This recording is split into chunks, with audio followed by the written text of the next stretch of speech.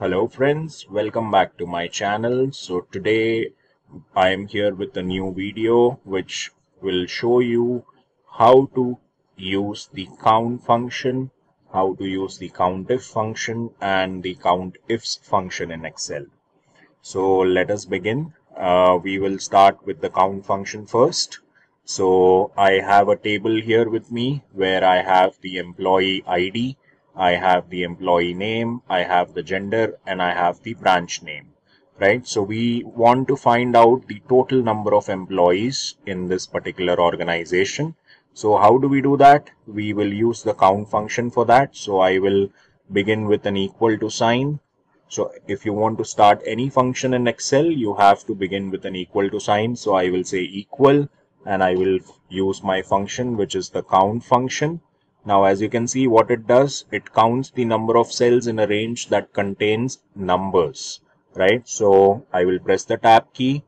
Now I have to select my range here. So for selecting my range, I will go with the employee ID, because the employee ID column has the numbers. So I will select that range which starts from A2 until A10. Then I'm going to close my bracket here and press enter. So as you can see that we have in total 10 employees working in this company. Now the next requirement is to find the number of male employees. So currently in this table, as you can see, we have some male employees, we have some female employees. So we want to find the number of male employees only. So that's our criteria. So if you have a criteria, then you have to go with the countif function. Okay, so as I said before, that to begin with any function in Excel, you will start with an equal to sign. So I will say equal. This time I am going to use the countif function. What it does, it counts the number of cells within a range that meet the given condition.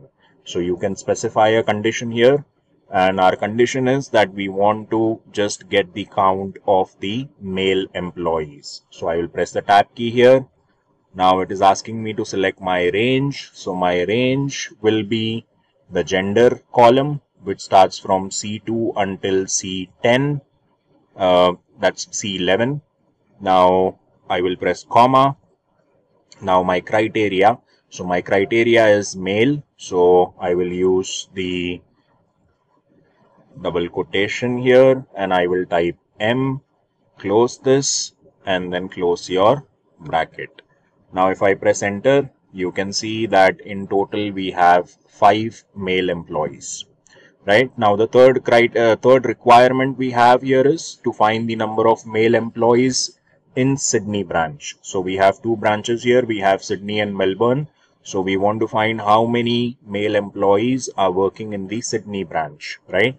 So our first criteria will be male employees.